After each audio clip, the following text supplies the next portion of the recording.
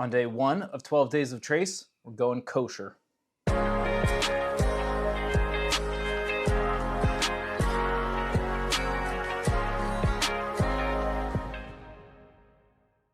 Welcome back to the channel. My name is Austin, and today is the first day of my 12 days of Trace for the holiday season. So the first video is today, obviously, when it'll be Buffalo Trace reviews all the way up until December 25th, where we will finalize this project. Today we're starting off with the 3 different kosher releases from Buffalo Trace. So the kosher rye recipe, the kosher wheat recipe, and the kosher straight rye. As I'm pouring these and getting into this, if you could please like, comment, and subscribe, it really helps me out. And let me know if this is a cool project or something fun worth doing. I'll say that as we get further into this series, we're gonna get we'll be ramping up the quality and the level of bottles, if you will, that I'll be reviewing. I'll have a few guest episodes on. There's gonna be some blinds. There might be some Dusty. There's gonna be some monsters in this project. So we're starting it off with something a little light and easy with the 3 koshers from Buffalo Trace. Now, all 3 of these whiskeys have gone through the process to get certified kosher.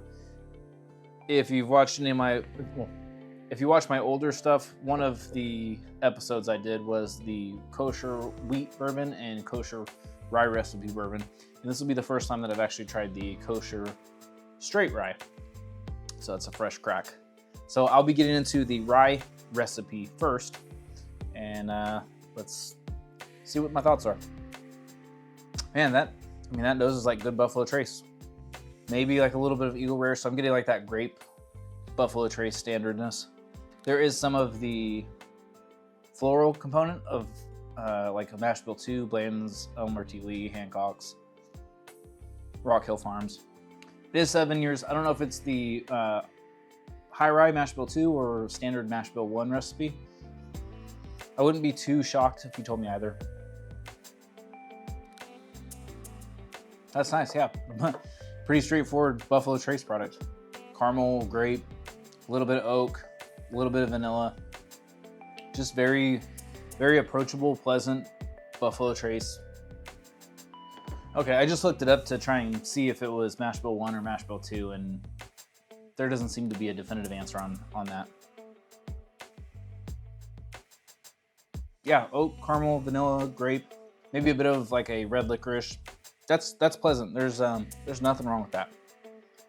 I remember that not being my favorite of the 2 that I had previously. That's why I put the wheated in the second order, because I know that I'm a really big fan of the wheated. Oh yeah. It's darker on the nose. I get that red fruit, like a strawberry, that I get with a lot of Weller products. There's almost like a little bit of a chocolate in there, a little bit of grape, and then caramel, vanilla. There's almost like a little bit of a perfume kind of note here too. This is really nice. I definitely prefer the nose on the kosher wheat over the kosher rye. Oh yeah.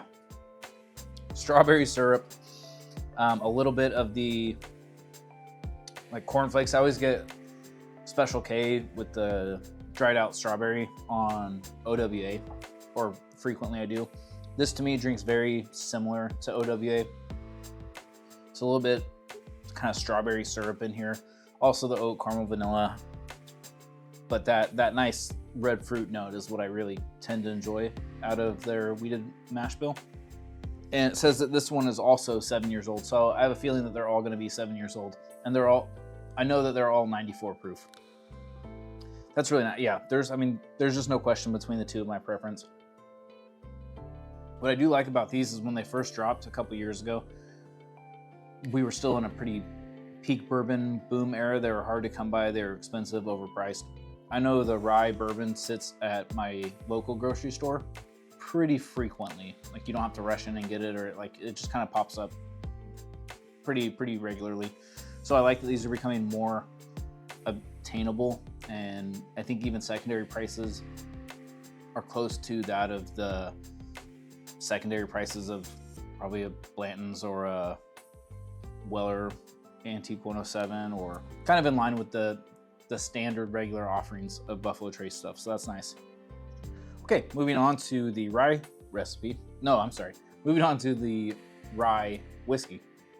Ooh, that's interesting.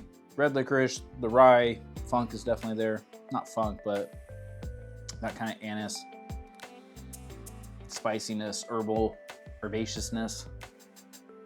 Definitely noses like a rye. I'll say it noses darker and less rye forward than, say, Sazerac rye, and not as malty or kind of different as the E.H. Taylor rye, which is a different recipe. That's good. Caramel, licorice, definitely some herbal. I want to say maybe, yeah, it leans more anise than it does like pine or eucalyptus or some of the other rye notes. It's not spicy at all. It has a floral note. Yeah, the more I drink it, I guess the more the rye spice builds a little bit on the finish. But being 94 proof, it's not gonna smack you around with the rye, and it being Buffalo Trace anyways, it's more of a Kentucky rye anyways. So this almost drinks like a burr rye, but while I'm wrapping this video up, I will make a Buffalo Trace kosher burr rye.